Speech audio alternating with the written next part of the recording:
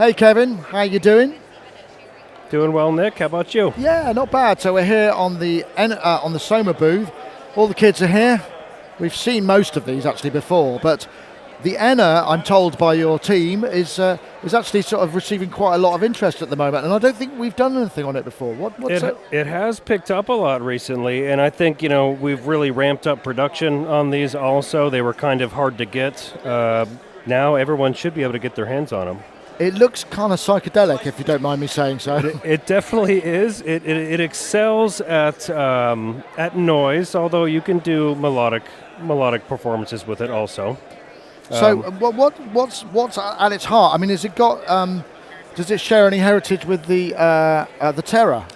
I would say it actually, as far as sound-wise, it sounds more similar to the Lyra. If you guys are familiar with the Lyra, at least the voices in here, you'll hear some familiarity between the two of them. So how many voices does it actually contain? So it has 5 voices right here, which will be these center pads.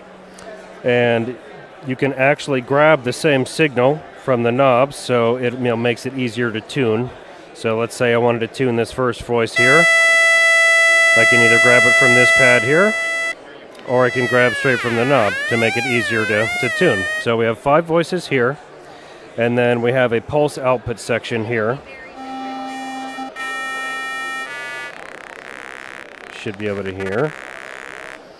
And then we also have a built-in piezo mic, which you activate with this largest pad, and that's what this spring here is about, and the rubber band, so, to add in some extra noise. And I also brought along with me this little bone conduction Bluetooth speaker, which is kind of fun, to add another sound source through the piezo. You should be able to hear that there. Cool, sort of interesting vibrating distortion. Right. Should be doing like a sort of like a chant thing right now, if it's still playing. I think it is. There we go. So is there, what about timbrality? Is there sort of much variance in the timbrality? Because it sounds quite pure, is it? Yeah, it's, like I said, very similar to the voicing on the Lyra, as far as the tone of the oscillators in this thing. And then as far as these pads that are above our voices, we can do pitch bend up, which will vary depending on the amount of flesh touching the pads. And this first voice is special because it has pitch bend up and pitch bend down also. Right. The rest of these voices only pitch bend up, and then beneath the voices we'll spit out different combinations of them modulating each other. Sounds very skinny. Is that? It sounds like a very skinny pulse. Well, that's okay. because I was touching it at this point in our pyramid here. Visually that makes sense because the sound sounds thinner at the top. Right, exactly. And this is basically how you control the sound here. So let's just grab a basic tone. You can hear it panning left and right, and then filtering as I go down. And then at the very top, we have a delay line input. I was going to say, it sounds like it really needs some effect. Yes, that definitely helps. And you have 2 separate controls for the left and right times of the delays.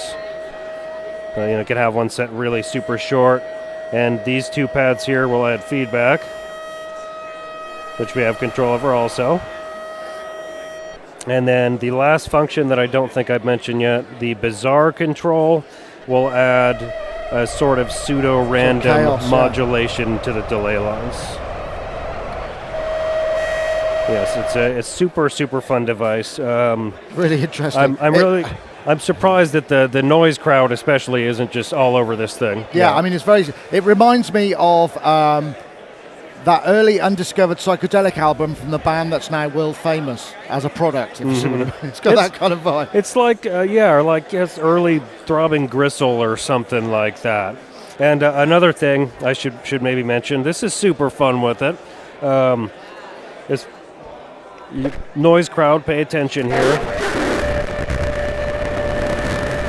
So that's conductivity moving.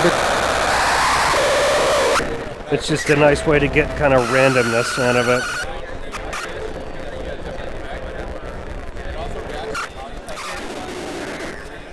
It's a beautiful thing. Seems like it might be quite niche.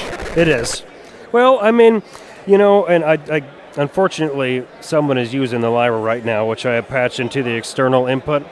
The way I find myself using it pretty often, if I'm not just making noise with it, is using it as an external effects processor.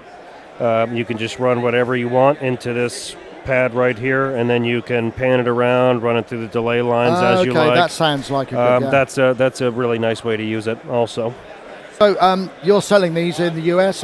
What's the price on these guys? We are. These are $7.99, and we should have them readily available now. And that's, like I said before, availability was kind of a problem, but that shouldn't be an issue anymore. Thank you so much. You're very welcome.